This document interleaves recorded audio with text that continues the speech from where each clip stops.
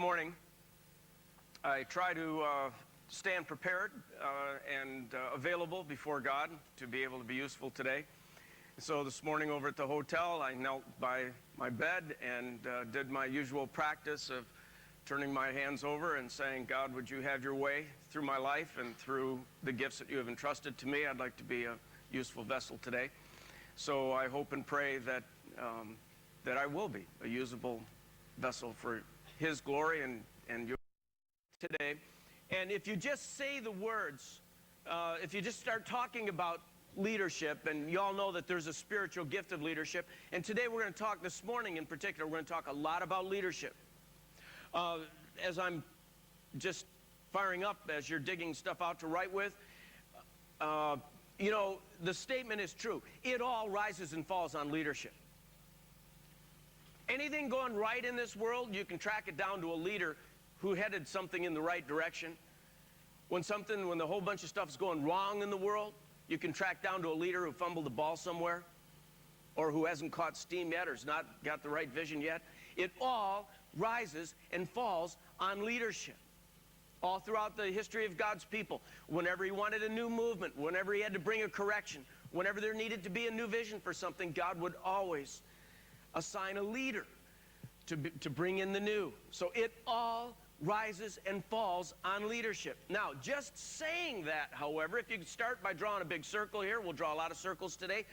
Where does your mind go the minute I say we're going to talk about leadership? You usually think of leading people who God has entrusted to your care. The arrow goes down.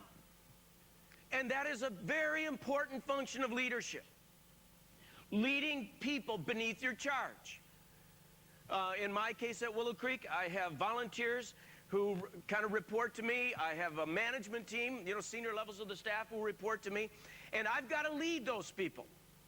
And you all probably know the classic functions of leadership. I don't have to write them down. You might want to jot them down real quick. The classic functions of leadership. You have to provide vision. You've got to build team. You've got to offer inspiration. You've got to overcome problems. You have to set goals, set values, establish strategies. You've got to engineer change. You've got to develop emerging leaders. These are all the classic functions of leadership. They don't change over time. If the Lord tarries, 1,000 years from now, leaders are going to be talking about vision and team building and inspiration, establishing goals and values and strategies, developing emerging leaders. These are the immutable activities of leaders. You're going to be doing this the rest of your life. Settle in. Get used to it. Get fired up about it. That's what leaders do. Now, there's a little trick to this, however, in that there's more to leadership than just leading down. If you haven't learned this yet, you will over time. We also, just as necessary a function of leadership and as necessary to do, is we got to lead up. So I called this, part of this talk, the 360-degree leader. A lot of people don't understand that in most leadership settings, the leader is not the only leader, and in most leadership settings in church work, we're not the final leaders. Around Willow Creek Community Church, we have elders who rule our church. 8 volunteers.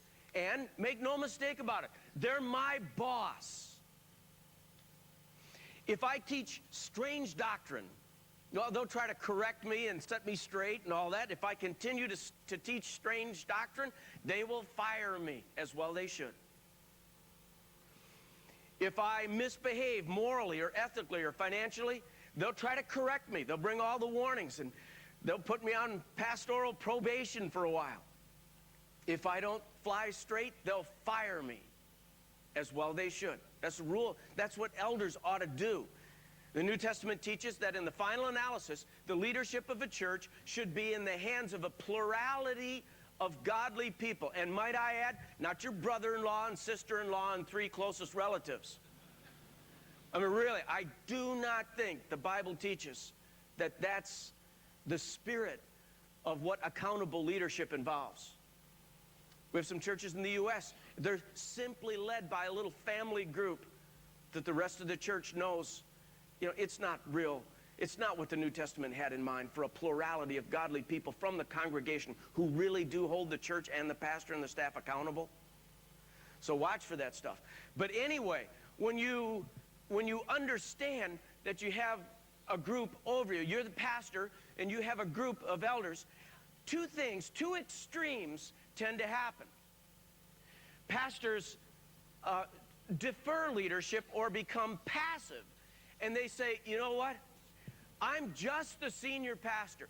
These elders are really in charge of the whole thing, so I'm not going to give an opinion. I'm not going to weigh in with what I think ought to happen in the future of our church. They're the bosses. I'm just one of the little employees of the church, so let the elders have their way. I see very strong leaders capable of downward leadership in a real qualified way completely give over leadership and become passive to elders. In many cases, these are fallible people, you understand. And sometimes they don't have gifts of leadership as mature as the senior pastor even. And so sometimes the passive approach brings great harm to a church over time. Then I see the other extreme, where I see a pastor become a manipulator. What they do is they just eventually get, quote, their people on the board.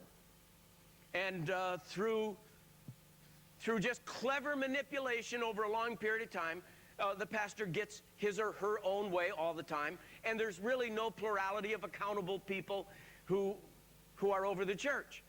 I think either extreme is unfortunate. Now, what the trick is for us to learn how to lead people who are over us, but we have to learn how to do it in a biblical, God-honoring way. And what makes this all the more challenging is we cannot use power to lead them. Now, power comes in handy. You ever notice this in leadership? Power really comes in handy. You don't want to wield it often, but you want to be able to. Part of what leadership is about is a certain amount of power. So therefore, if I make a suggestion to a member of my management team who reports to me, and I say, I am suggesting you take this particular course of action, and if a week later they don't, the second time I'll say, well, now I'm directing you to take this course of action. If a week later they don't, I say, now I'm giving you one final opportunity to take this course of direction. And then afterwards I say, now you've lost the opportunity. I have to fire you. Leaders at some point have power. In churches, even like a person leading a worship team, you say to the lead guitar player, you need to come on to rehearsal on time. You need to come prepared. Well, if they don't, and they don't, and they don't, and they don't, finally you can even say to a volunteer, next time you don't need to come. We're going to find a new guitar player. Now again, you don't want to use power carelessly, but in the final analysis, you got to use power once in a while. Unless you're leading up, and when you lead up, you have no power. So you have to learn how to lead people who are over you without using power. How do you do that then? How do you get that done? Well, you do it through influence. You do it through relationship. You do it through prayer. You do it through trust. You just have to use a completely different style of leadership. We launched into a building program in year 2000. And when the staff, myself and the staff, started to realize that we had facility constraints that were not going away, and that we had to face, finally, after all these years, we haven't been in serious construction in 8 years. We're 25 years old as a church, and the first, I want to say 17 or 18 years, we were in a non-stop construction program. Non-stop. Well, then we had a rest period when we consolidated and built the infrastructure of the church and grew the small groups, did all that stuff. Well, now our buildings are killing us. So finally, early in year 2000, we said we have to face this. So I met with the management team, and we did a first pass on what what some facilities expansion would look like for us.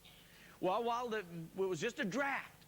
And then when I presented it to the elders, I said, now, obviously, you're in charge here. This is just a draft of what the staff is thinking about.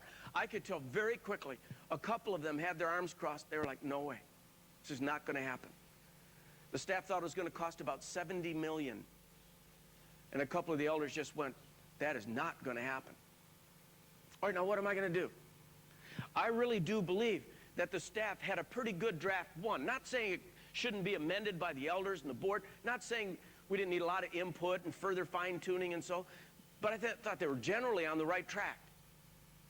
Do I just become totally passive and say, you know what, we're going to lose the elder vote. Give it up. Spend the next 15 or 20 years of my life in space constraints that are just going to be suffocating? Or do I start the manipulation approach? Well, I chose neither. I said, what I really have to do is I got to start influencing these elders. So I started the influence process. I showed them charts. I said, you know what? And we are over the 90% attendance figure at 3 out of our 4 services, which means when we bump into video overflow, people get discouraged and they don't come back. And I showed them all the data on that. I showed them all the times in the history of our church where when facility constraints started to suffocate our church, it really had dire consequences for the whole church. And I would tell them, I would show them all this stuff. I'd say, now, you know and I know, I can't make you do anything. In the final analysis, it's your call. But I just want you to know this is a serious matter. And if we're going to try to optimize the redemptive potential of our church over the next 10 or 15 years, and we're going to try to do it with these facilities, you got to give me a better idea than the one we have on the table here. And just through influence, relationship, prayers, conversations that were trust-filled, eventually the elders came, kind of refined what the staff did, the board refined it, and we launched out. But if I would have gone in and said it's a showdown at the OK Corral, it's my way or the highway. Friends, a lot of pastors wind up, a lot of pastors who lead down well, lead up terrible. If you've ever been an elder in a church and had a pastor lead up in a clumsy way, you don't like it. You don't like being just a yes person, just window dressing. No, so there's some pastors in the U.S., and it almost sounds comical when I explain it in this environment. But I was in a church one time, and a pastor said, this is just exactly what he said. I'm not trying to be demeaning to the guy. He said to the congregation, let me introduce my boys to you this morning. These are my deacon boys. So here these 5 guys come out. He said, these are my boys. They ride with me. They're on the same page with me. These are my boys. I'm proud of my boys. Think any of his boys are going to vote no on anything that he brings to the table? No, they're his boys, you see. Would you want to be one of the pastor's boys? No. It sounds rather perfunctory, and it sounds like a big pretend game to me. You really do want high caliber people, a plurality of godly people. They're not going to always get it right. You got to bring influence. There are times at Willow when the elders have just said, no, Bill. We know what you're trying to do. You're trying to influence us. You're trying to, we know. And the answer is no, okay? And then I got to live with the no. That's part of understanding how a sovereign God works in his church. I think as much character is developed when the elders say no as when you got to use the influence process. So anyway, I don't want to get buried there. There's another kind of leadership that happens on the staff level. I just want to touch on it, and that's what I call lateral leadership. Lateral leadership. How many of you are in a multi-staff setting church? Would you raise your hand just so I can tell here? You have more than one staff member? Do you understand the question? How many of you have more than one staff member at the church? Okay, that's what I thought. A majority of you here. You know what happens in a lot of churches that have more than one staff member? Let's say you have a youth pastor, and then you got a music minister, and then you have someone who does small groups or someone who does facility and all that. The pastor, they might all report to the pastor or the executive pastor, but throughout the week, the truth of the matter is, these people who are at the same level in the organization, they've got to get a lot of business done, a lot of church business done on this kind of horizontal level. How do you get business done amongst peers? Again, the problem is no one has power. The youth pastor can't fire the music minister. The small groups pastor can't fire the youth pastor. Probably like to, but can't. Okay? So what do you do when you have peers? Can you lead your peers? Yes. You can lead your peers. You should be leading your peers. Can you use power? No. You have no power over your peers. So, what are the values here? Like if you're going to lead up, you got to use influence, relationship, prayers, trust, all that. When you're going to lead laterally, the key word is mutual servanthood. Mutual servanthood, or if you want to take it out of the church talk, it's the negotiating of win-win scenarios. It's the negotiating of win-win scenarios. It's the youth pastor going to the music person saying, I know you would like to use this particular room on this particular night. We need it desperately. Can you use it from 5 to 7 and we use it from 8 to 10? How can we arrange a win-win scenario? I know you need the church van. We need it too. How can we work out a win-win scenario? In a church staff situation, if you get people on the horizontal level who are peers with one another, and their motto is, I win, you lose, you'll destroy the culture of your staff over time. We had a guy on our staff. He just bullied his way through the colleagues that were at his level, and finally, they just kind of voted him off the island, if you know what I mean. You know, depraved staff members find a way to isolate bullies. And so finally I sat down with this guy and I said, you know, you really are one step away from having to leave the employment of this church. You have estranged yourself from everyone else at this level in the church. You don't know what win-win means. It's all about you. So you better turn it around. You better learn how to lead, gain the support and the respect of people laterally. Okay? Now, having said all this, we could spend a lot of time this morning talking about how do you better lead people beneath you, how do you better lead people above you here, and I'm going to allow for some questions and answers later on. But here's where my heart is beating real hot these days. Here is my cutting edge of learning another kind of leadership. And I want to talk to you about it for a majority of our time in the first couple sessions this morning. Despite how important leading down is, up and laterally, do you know where the leadership game is won or lost over the long haul? Right here in the middle, this thing called self-leadership. Self-leadership. This is a fascinating concept. Your leadership game will be won or lost over the long haul of your life in the center of this circle. Self-leadership. So I'm reading one day in 1 Samuel 30 about King David, who's a young leader. And he's out in battle, and he's got his troops rallied, and they're trying to defeat an enemy. And while they're out on the battlefield fighting, again, 1 Samuel 30, another part of the enemy cycles around the backside and runs off with all their family, spouses and kids, and then they burn all their possessions. David comes back from the battlefront, and he and the rest of his fellow soldiers see that their families are gone and their stuff is burned. It's a very bad day. And the soldiers are so discouraged, and David is young and he doesn't kind of know what to do. Some of the soldiers say, David got us into this mess. He's responsible. Let's kill David. Now, David is a little flustered. He hasn't been in this situation before. And in this kind of context, David's trying to figure out what kind of leadership to exert. I mean, does he go to the people above him and say, help, I got a problem? Does he gather his peers around him and say, what shall I do? Does he fire up the troops and say, hey, don't kill me? You know, what does he do? Which way does he put his leadership energy? Fact of the matter is, David doesn't know. He knows he's got a problem. He doesn't know which way to point the arrow. Then he does a fascinating thing. 1 Samuel 30, verse 6. The text says, David goes to a private place and he encourages himself. He encourages himself in God. What's he doing? What's he doing, friends? He's doing self-leadership.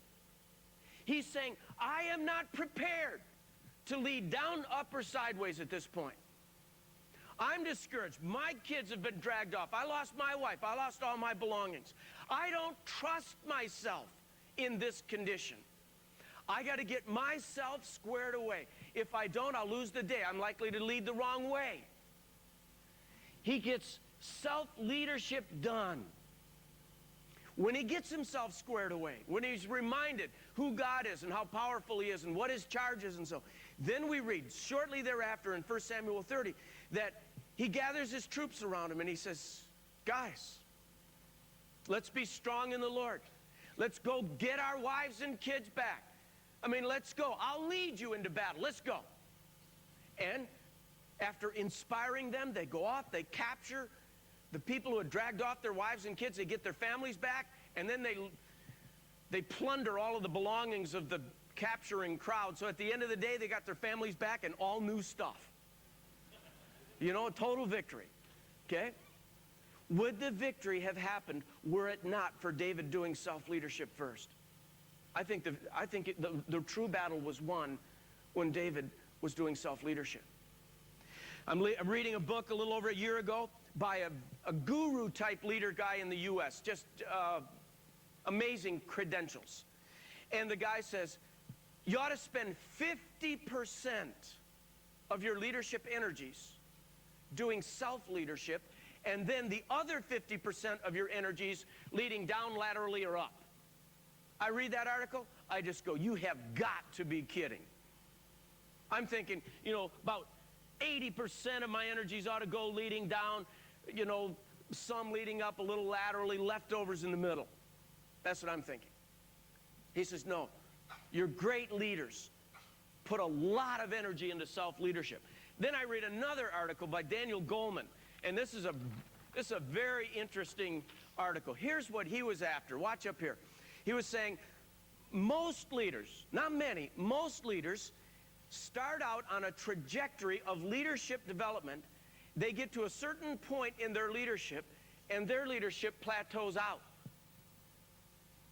Most leaders find a point of effectiveness along their leadership development curve and flatten out.